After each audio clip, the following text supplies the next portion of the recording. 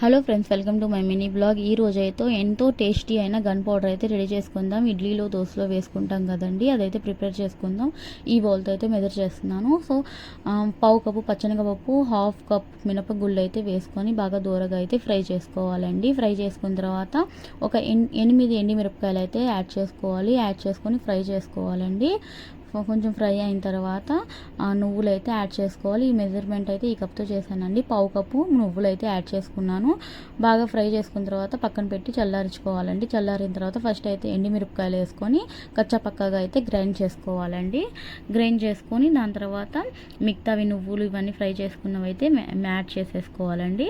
Add చేసుకొని దాంట్లో half spoon ఇంగువ అయితే యాడ్ చేసుకుంటున్నానండి. ఆ టేస్ట్కి సరిపడా సాల్ట్ అయితే వేసుకున్నాను. చేసుకొని గ్రైండ్ అయితే చేసుకున్నానండి. ఈ వీడియో మీకు నచ్చినట్టయితే please subscribe cook with Asma.